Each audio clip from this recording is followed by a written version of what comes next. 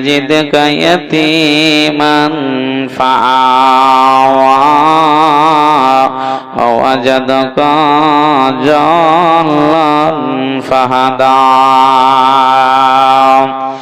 আমার ফরসাডাঙ্গি গ্রামের ভাইরা এবং মায়েরা একটুখানি শোনেন আয়াত। আল্লাহ কি বলছেন?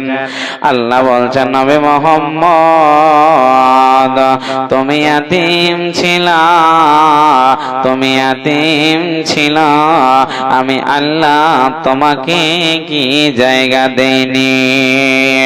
শুধু তাই নয়, শুধু তাই নয়, হে মুহাম্মদ শুনে নাও, তুমি গোমরা ছিলা, তোমাকে হেদায়েতের কোনো জ্ঞান ছিল না মুহাম্মদ। কোরআন কাকে বলে জানতে না, আল্লাহ কাকে বলে তুমি জানতে না।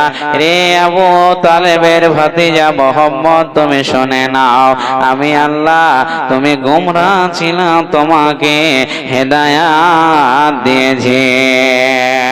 শুধু তাই নাই বন্ধুরে, আবার এতটা ভালোবাসা দেখিয়েছেন মুহাম্মদ, আল্লাহ এতটাই তাকে ভালোবেসেছেন, পৃথিবীর কোন মানুষকে মহান আল্লাহ অতটাই ভালোবাসেনি।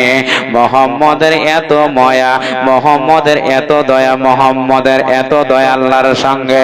আপনাদেরকে একটুখানি বুঝিয়ে দে, মুহাম্মদটা শুনে নেন। মক্কার মাটিতে যখন ছোট বাচ্চাদের সঙ্গে বন্ধুরে যখন ময়দানে খেলাধুলা করতে যাচ্ছিলেন, সন্ধ্যার সময় বিকাল হয়ে গেল, খেলতে খেলতে সবাই বাড়ি চলে গেল। কেউ বলছে আব্দুল্লাহ রে বাড়ি আয়, কেউ বলছে খায়রুল রে বাড়ি আয়, এই করে সবার আব্বা নিয়ে চলে গেল, সবার মা নিয়ে চলে গেল।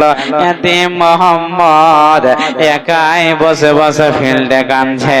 আর সন্ধ্যা হয়ে গেছে, রাত্রি হয়ে গেল, কাঁদতে কাঁদতে আল্লাহকে বলছেন, আল্লাহ আমার কি আব্বা নাই, আমার কি মা নাই? সবারের আব্বা নিয়ে চলে গেল, সবারের মা নিয়ে চলে গেল, মুহাম্মদের আব্বা নাই, মুহাম্মদের মাও নাই, কে নিয়ে যাবে? হতভাগা আবু তালেব বাড়ি এসে দেখছেন, নাই নাই নাই, আমার ইয়াতীম ভাতিজা নাই। দৌড়াতে দৌড়াতে দৌড়াতে লাফাতে লাফাতে এই ফিল্ডের দিকে হাজির হয়েছে।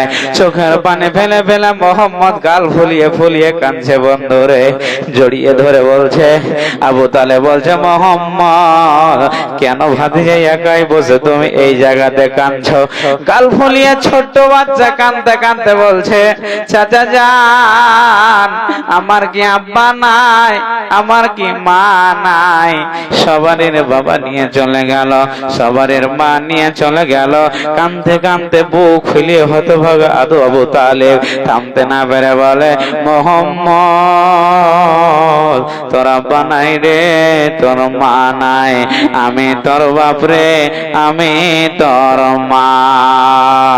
এতটাই ভালোবাসতেন বন্ধু আবু তালেব। কখনো কখনো মুহাম্মদকে নিজের সন্তান আলীকে রেখে দিয়ে এতিম ভাতিজাকে কোলে নিতেন। এত দয়া, এত মায়া পৃথিবীর কোন মানুষ পৃথিবীতে দেখাতেও পারবে না, পারবে না, পারবে না। একবার পড়েন সুবহানাল্লাহ। ভাই আব্বাজান, এগুলো ইতিহাস বলতে গেলে 25 দিন সময় লাগবে, এই ফারসাডাঙ্গিতে বলা শেষ হবে না, এত ঘটনা আছে। বাদ দিয়ে দিয়ে দিয়ে দিয়ে বলছি, যেটাই বলবো আপনাকে নতুন লাগবে, শুনেন। আজকে যখন কোন সন্তান যখন বড় হয়ে যায়, 15-16 বছর বয়স, বাবার একটা মাথায় টেনশন আছে, কি জানেন?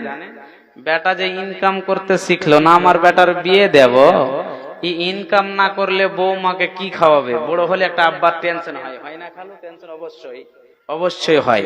বেটা বড় হয়ে গেল, আমাকে একটা বিজনেস করে দিতে হবে, একটা দোকান দিয়ে দিতে হবে, না হলে বেটাকে আমার বাইরে পড়াতে হবে, এরকম একটা মতলব একটা মাথায় টেনশন আসে।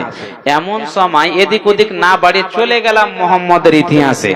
আবু তালেব ভাবতে লাগলেন, আমার ভাতিজা মুহাম্মদ তো জওয়ান হয়ে গেল, আব্বা নাই, মা নাই, ভাতিজা আমার বড় হলো, বিয়ে দিতে হবে, কেমন করে একটা ইনকামের ব্যবস্থা করে দেব? এই মতন চিন্তা ভাবনা করতে করতে বন্ধু একজন লোক এসে বলছে, আবু তালেব তোমার ভাতিজাকে কাম দেবে, তোমার ভাতিজাকে কাজ দেবে? বলছে জি হ্যাঁ দেব। বলছে চলে যাও মক্কাতে চলে যাও, খাদিজা বলে ওই মহিলাটি আছে, দুইজন স্বামী তাকে তালাক দিয়েছে, ওই মহিলার কাছে চলে যাও, অনেকগুলো মালের মালিক, অনেক প্রপার্টির মালিক ওই খাদিজা, সবাইকে বিজনেস দেয়। কমিটির লোক যারা আছেন, খালু মা বোনেরা দাঁড়িয়ে আছে, ওদেরকে ব্যবস্থা করে এদিকে আসার চেষ্টা করেন, বায়ানে যেন বারবার ডিস্টার্ব না হয়। আসসালামু আলাইকুম।